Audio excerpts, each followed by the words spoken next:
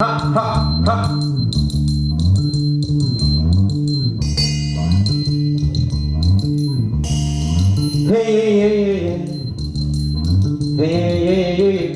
Anche un disco napoletano, una lingua che ho scoperto da poco dal punto di vista musicale, non mi ero mai approcciato, poi un po' stimolato da un amico che si chiama Mauro Calise, che è anche il nipote di Ugo Calise, che era un grande cantautore napoletano.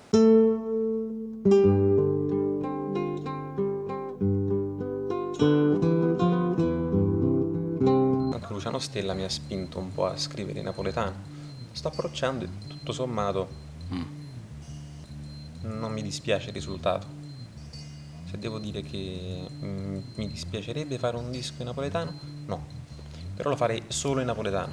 Le cose ibride, cioè 5 pezzi in italiano, 5 pezzi in napoletano, no. Farei un disco in napoletano, per i napoletani. Il pezzo va così, va.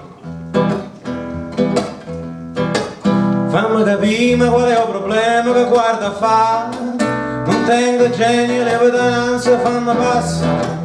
Mi sono sciolata che palla girata, nata giornata per nata cacata, scina ma quello frate, vire in una cuccia.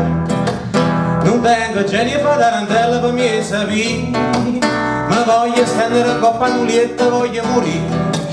Quindi, finito la fase adolescenziale, basta, questa città non mi rappresenta, voglio andare via, voglio andare da un'altra parte, perché le altre città sono più belle, capisci che le metropoli sono uguali ovunque. E Napoli, in particolare, ha dei lati positivi molto più forti delle altre metropoli. Suono e canto tarabuca e voce. Tu devi sempre guardarmi e darmi ragione. Quello da guardare. Io te parlo per me guardare.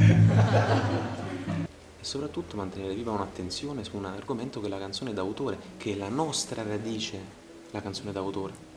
Perché noi siamo iperamericanizzati. L'America ha imposto il suo punto di vista in Italia e noi siamo sempre con l'occhio oltreoceano così, senza sapere che le nostre radici sono molto profonde nel terreno e la canzone d'autore è una di queste radici e un italiano non può prescindere dalla canzone d'autore.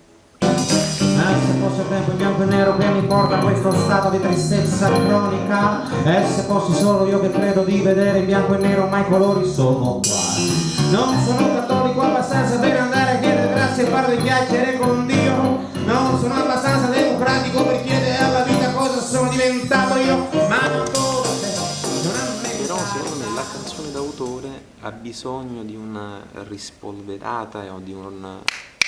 Ricordiamoci che abbiamo questa radice, ricordiamoci che esiste questo e non è finita, perché c'è stato lo stronzo qui presente, così come ci sono stati altri stronzi che si sono messi con la chitarra, faccio il cantautore, che hanno fatto venire la voglia ad altri stronzi che continuano a prendere le chitarre e a fare la canzone. Poi sono brutte, sono belle, a me non interessa, fino a quando ci sarà un ragazzo di 16-17 anni che invece di fare tutto ciò che il mondo gli impone, prenderà una chitarra e farà una canzone, allora avrò vinto. 1, 2, 3,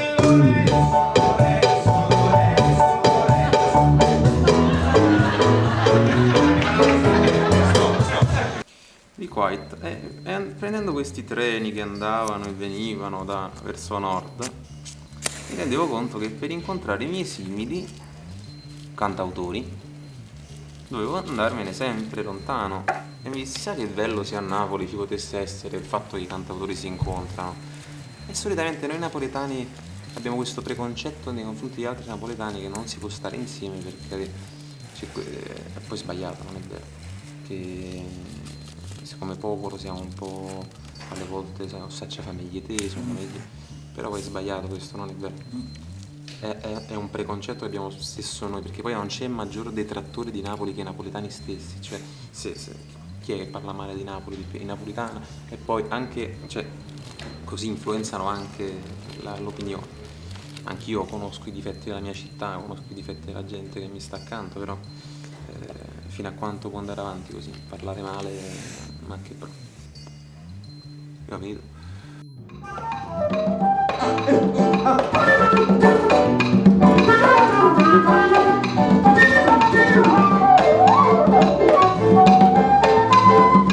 ma che cos'è questo bicipite qua? Ma che cos'è?